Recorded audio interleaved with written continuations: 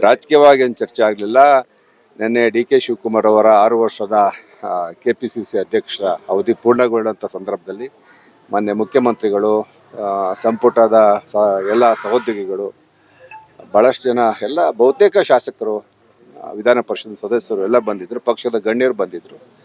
ಒಂದು ಸೌಹಾರ್ದಯುತವಾಗಿ 6 ವರ್ಷದ ಒಂದು ಸಂಭ್ರಮಾಚರಣೆ ಆಯಿತು. ಮತ್ತೆ ಯಾವುದೇ ರಾಜಕೀಯ ಚರ್ಚೆ ಆಗಲಿಲ್ಲ. ನಾಯಕತ್ವ ಬದಲಾವಣೆ ನನಗೆ ಸರ್, ಇದು ಈಗ ಗ್ಯಾಸ್ ಸಮಸ್ಯೆ ಆಗ್ತದೆ ಸರ್. ಈಗ ಸಮಾರಂಭಗಳಿಗೆ, ಮದುವೆ, ಈ ತರ ಏನಾದ್ರೂ ನೀವು ಸೂಚನೆ ಕೊಟ್ಟಿದ್ದೀರಾ? ಏನಾಗತ್ತೆ ಈಗ ನೋಡ್ರಿ, ಇದು ಗ್ಯಾಸ್ ನಮ್ಮ ದೇಶದಲ್ಲಿ ಏನು ಉತ್ಪತ್ತಿ ಆಗೋದಿಲ್ಲ, ಬೇರೆ ದೇಶದಿಂದ ತರಬೇಕಂತ ಪರಿಸ್ಥಿತಿ. ನಿಮ್ಗೆ ಗೊತ್ತು, ಇವತ್ತು ಕೊಲ್ಲಿ ರಾಷ್ಟ್ರಗಳಲ್ಲಿ ಯುದ್ಧ ಆಗ್ತಾ ಇದೆ ಅಂತೇಳಿ ಸರಿ ಮಾಡ್ತೀವಿ ಅಂತ ಹೇಳ್ತಾ ಇದ್ದಾರೆ. ಆದಷ್ಟು ಬೇಗ ಈ ಸಮಸ್ಯೆ ಬಗೆಹರಿತದೆ ಅಂತ ಅನ್ಕೊಂಡಿದ್ದೀವಿ. ಜನಸಾಮಾನ್ಯ ಮೇಲೆ ಹೊರೆ ಆಗ್ತಾ ಇದೆ, ತೊಂದರೆ ಆಗ್ತಾ ಇದೆ, ಅದನ್ನ ನಾವು ಒಪ್ಕೋತೀವಿ. ರಾಜಕೀಯವಾಗಿ ಏನು ಚರ್ಚೆ ಆಗಲಿಲ್ಲ.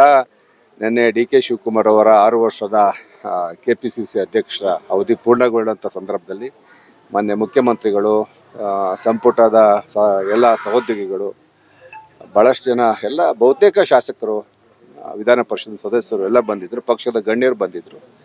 ಒಂದು ಸೌಹಾರ್ದಯುತವಾಗಿ 6 ವರ್ಷದ ಒಂದು ಸಂಭ್ರಮಾಚರಣೆ ಆಯಿತು. ಮತ್ತೆ ಯಾವುದೇ ರಾಜಕೀಯ ಚರ್ಚೆ ಆಗಲಿಲ್ಲ. ನಾಯಕತ್ವ ಬದಲಾವಣೆ ನನಗೆ ಸರ್, ಇದು ಈಗ ಗ್ಯಾಸ್ ಸಮಸ್ಯೆ ಆಗ್ತದೆ ಸರ್. ಈಗ ಸಮಾರಂಭಗಳಿಗೆ, ಮದುವೆ, ಈ ತರ ಏನಾದ್ರೂ ನೀವು ಸೂಚನೆ ಕೊಟ್ಟಿದ್ದೀರಾ? ಏನಾಗತ್ತೆ ಈಗ ನೋಡ್ರಿ, ಇದು ಗ್ಯಾಸ್ ನಮ್ಮ ದೇಶದಲ್ಲಿ ಏನು ಉತ್ಪತ್ತಿ ಆಗೋದಿಲ್ಲ, ಬೇರೆ ದೇಶದಿಂದ ತರಬೇಕಂತ ಪರಿಸ್ಥಿತಿ. ನಿಮ್ಗೆ ಗೊತ್ತು, ಇವತ್ತು ಕೊಲ್ಲಿ ರಾಷ್ಟ್ರಗಳಲ್ಲಿ ಯುದ್ಧ ಆಗ್ತಾ ಇದೆ ಅಂತೇಳಿ ಸರಿ ಮಾಡ್ತೀವಿ ಅಂತ ಹೇಳ್ತಾ ಇದ್ದಾರೆ. ಆದಷ್ಟು ಬೇಗ ಈ ಸಮಸ್ಯೆ ಬಗೆಹರಿತದೆ ಅಂತ ಅನ್ಕೊಂಡಿದ್ದೀವಿ. ಜನಸಾಮಾನ್ಯ ಮೇಲೆ ಹೊರೆ ಆಗ್ತಾ ಇದೆ, ತೊಂದರೆ ಆಗ್ತಾ ಇದೆ, ಅದನ್ನ ನಾವು ಒಪ್ಕೋತೀವಿ.